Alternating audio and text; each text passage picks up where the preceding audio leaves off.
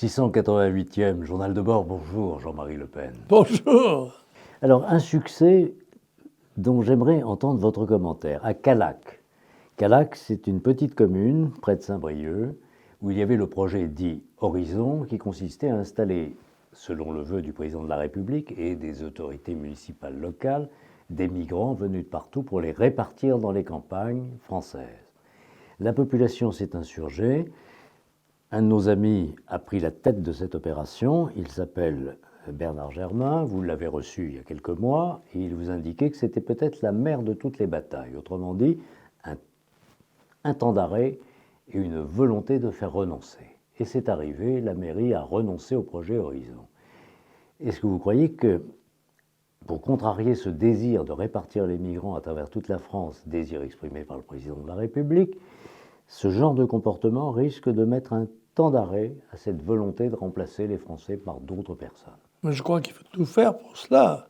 Il faut éviter cette espèce de volonté d'infiltrer la France par les étrangers, de façon à un jour qu'ils imposent leur volonté aux Français. Et par conséquent, il est évident que le réflexe de Callac a été un réflexe vital qui doit être approuvé et suivi. Je pense d'ailleurs qu'il n'y aura pas d'autre expérience, celle-là ayant été, à mon avis, déterminante. Alors ceux qui disaient localement qu'elle était justement déterminante, autrement dit, si Callac passait, beaucoup d'autres choses allaient passer. Alors est-ce que c'est un phénomène breton? Est-ce que c'est la Bretagne qui résiste? Non, à cause de l'identité bretonne, du côté de Saint-Brieuc et des Côtes-d'Armor?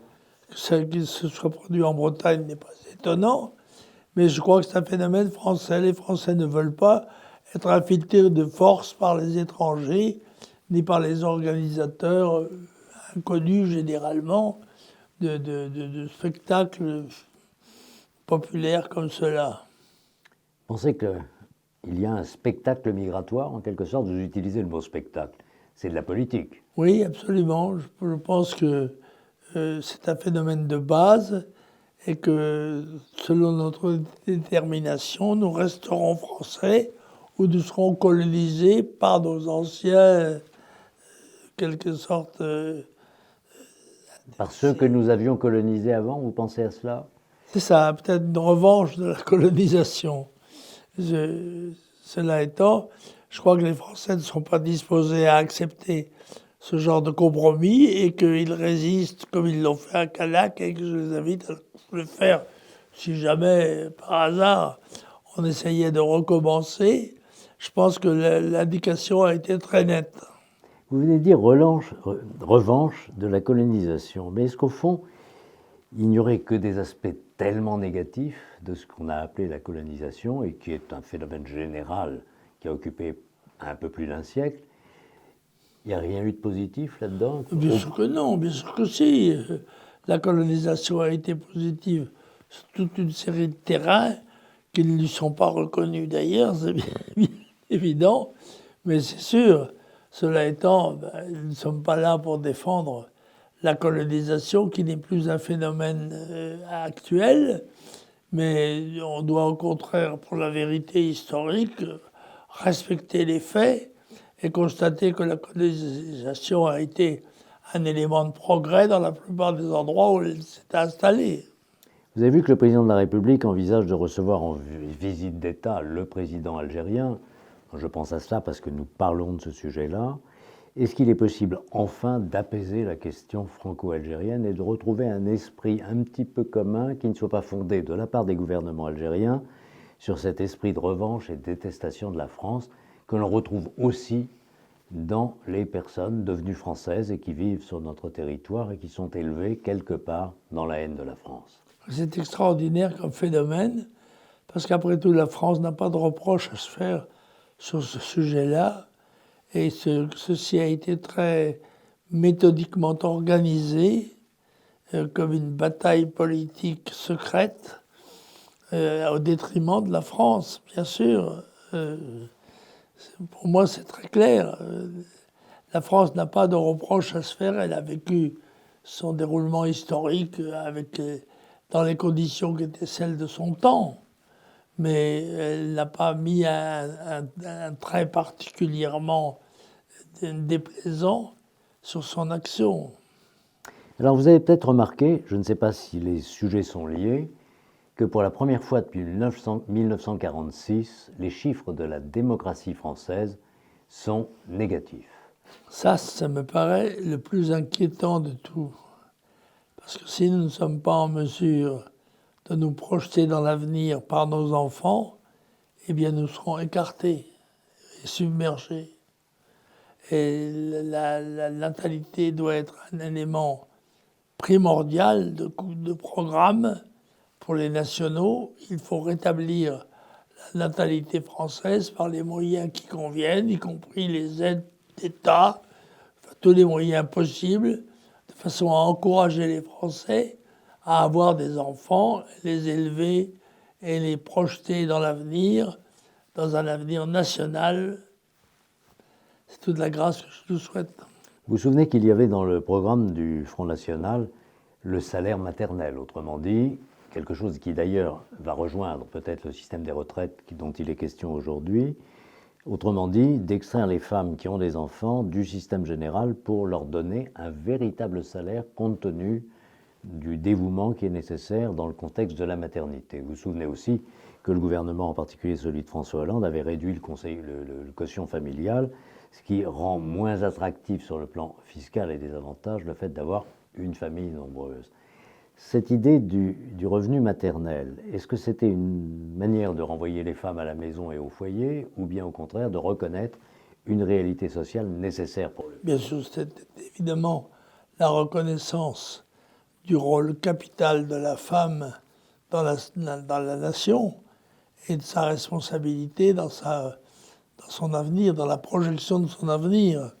Et de ce côté-là, peut-être il n'a pas été fait ce qui devait être fait, à savoir apporter un soutien très clair, très net, une détermination politique de projeter une population plus nombreuse, car de ce côté-là, nous avons péché sans doute par carence.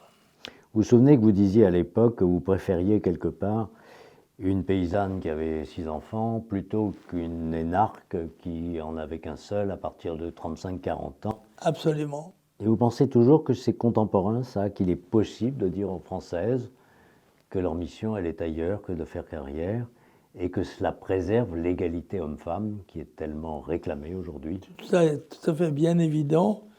Et dans ce domaine-là, ma détermination reste la même. Et j'espère qu'elle sera suivie des faits.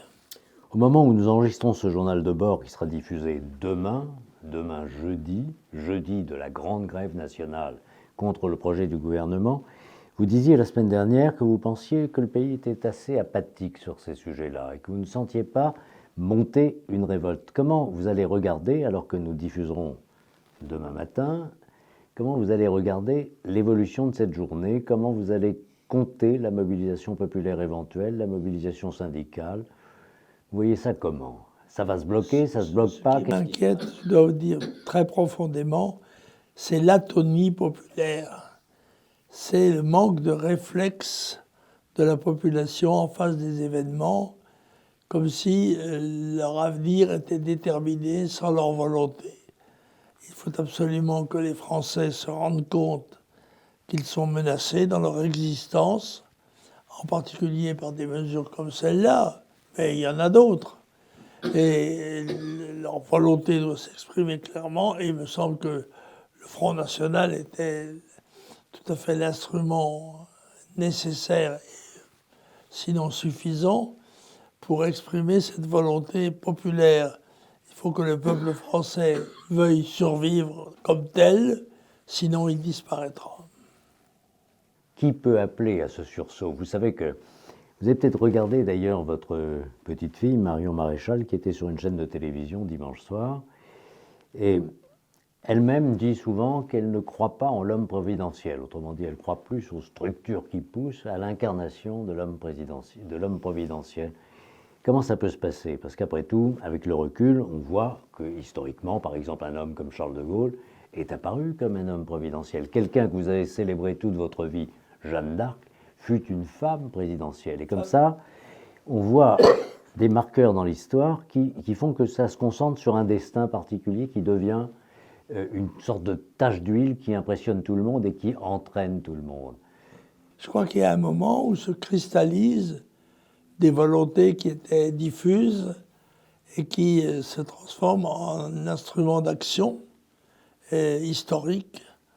Mais cela, nous croisons les doigts, nous prions pour que cela soit le plus vite possible, parce qu'il est temps.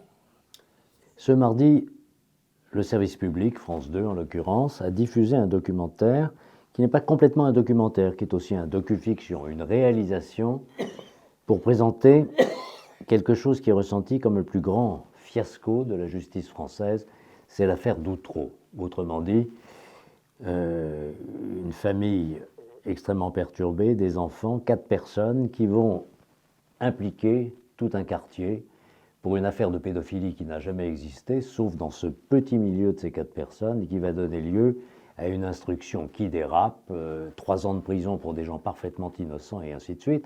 Alors d'abord, on peut souligner le côté assez reconnu, exceptionnel de ce documentaire, qui est un docu-fiction. Il y a à la fois les témoignages des acteurs, des victimes, et puis aussi des comédiens qui interprètent certaines scènes.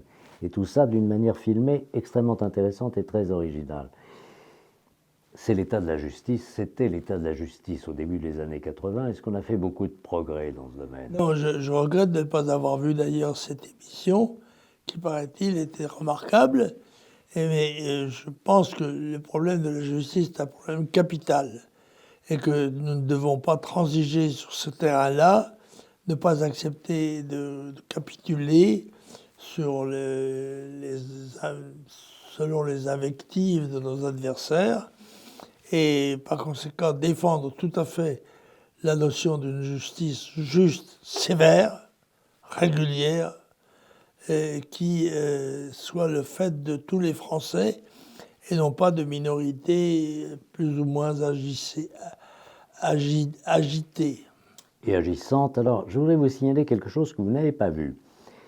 Vous savez que sur CNews, il y a une sorte de liberté de ton qu'on ne voit pas toujours sur les autres chaînes d'information, qu'elles soient nationales ou qu'elles soient des chaînes d'information type BFM, LCI, et ainsi de suite. Vous savez qui est Georges Fenech, ancien député Les Républicains, ancien magistrat, qui s'est laissé aller dans une émission à mettre en cause le syndicat de la magistrature, mais quand je dis qu'il s'est laissé aller, c'est qu'il a indiqué que l'ensemble du corps des magistrats était complètement infiltré par cette tendance et elle était bien au-delà du résultat syndical. Autrement dit, que dans les élections professionnelles, ça peut atteindre 10-20%, mais en réalité, dans toute la structure de la justice française, c'est 30 ou 40% d'influence. Et il parlait de noyautage trotskiste. Or, M. Fenech n'est pas un ultra, c'est un homme modéré. Et il dit cela publiquement. Le syndicat de la magistrature, c'est quelque chose que vous connaissez bien pour l'avoir beaucoup subi à travers tous les jugements et les attaques qui vous visaient. Mais si nous en sommes là, est-ce que ça veut dire qu'il y a encore une indépendance judiciaire réelle, ou bien alors nous sommes dans quelque chose qui n'est pas exactement ce qu'on appelle l'état de droit dans l'esprit public, c'est autre chose? Donc je crois que la justice est profondément infiltrée par des manipulations subversives en quelque sorte, et que l'attention n'a pas été suffisamment attirée, celle des patriotes, pour dénoncer ces excès qui sont dramatiques parce que le problème de la justice est un problème fondamental et il faut qu'elle soit respectée. Et pour cela, il faut qu'elle soit respectable. Et là, malheureusement, on a quelquefois laissé déraper un certain nombre de comportements qui ne sont pas acceptables. La justice doit être ce qu'elle est, sévère, juste, par définition, et ne peut pas en aucune manière mettre en cause l'avenir national.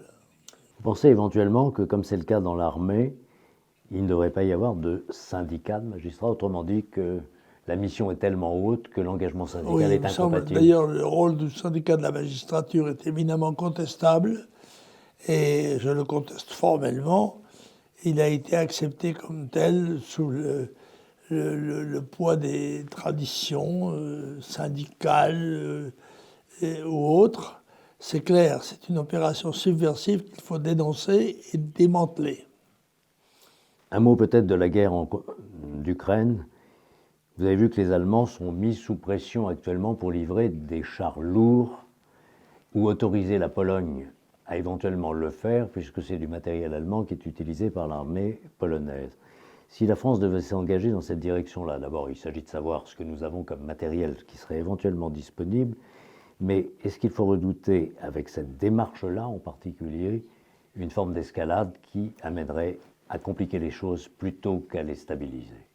Il me paraît que nous sommes sur cette voie-là, sur la voie des engrenages impératifs, c'est-à-dire qui s'imposent aux volontés des gouvernements. Une fois qu'elles sont mises en œuvre, le mécanisme conduit tout naturellement à sa fin, c'est-à-dire à la guerre. Merci Jean-Marie Le Pen. Nous nous retrouvons la semaine prochaine.